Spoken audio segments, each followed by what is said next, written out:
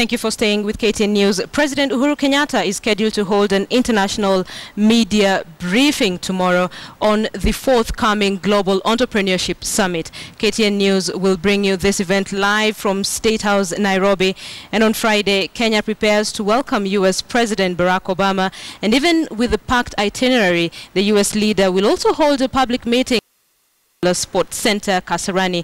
Tonight, though, KTN's Asha Mwelu brings us an insight into a summit that has been held in 5 different locations so far since its inception in the year 2009.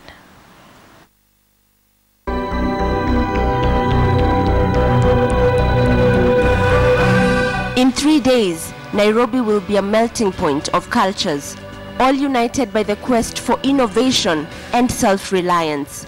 And as organizers of the Global Entrepreneurship Summit put it, the event will bring together entrepreneurs and investors from across Africa and the world to share and exchange ideas. But the unspoken facts of this summit is why the 2015 GES will have a different outlook from the 5 previous ones. America respects the right of all peaceful and law-abiding voices. It's an idea born on the stage of Cairo University's reception hall on 4th of June 2009, exactly 7 months after his historic election.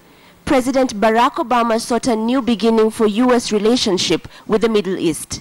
As such, he titled his infamous Cairo speech just that, a new beginning.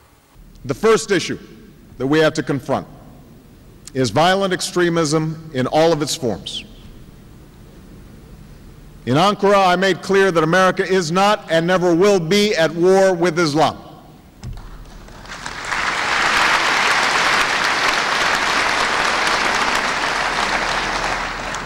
We will, however, relentlessly confront violent extremists who pose a grave threat to our security.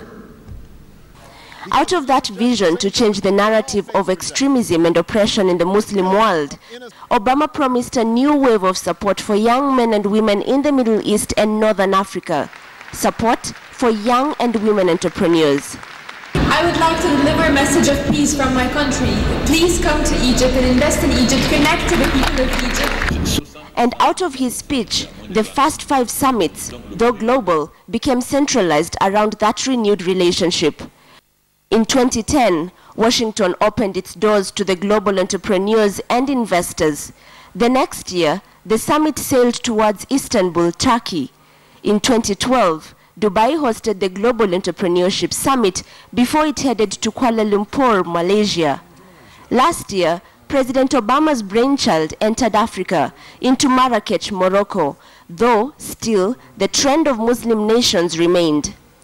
Thank you for your commitment to the call I issued 4 years ago in Cairo, the need for new partnerships between the United States and Muslim communities around the world. This year, for the first time, the Global Entrepreneurship Summit extends outside the US and the Muslim world into Nairobi, Kenya. But the coincidence of it all cannot be ignored.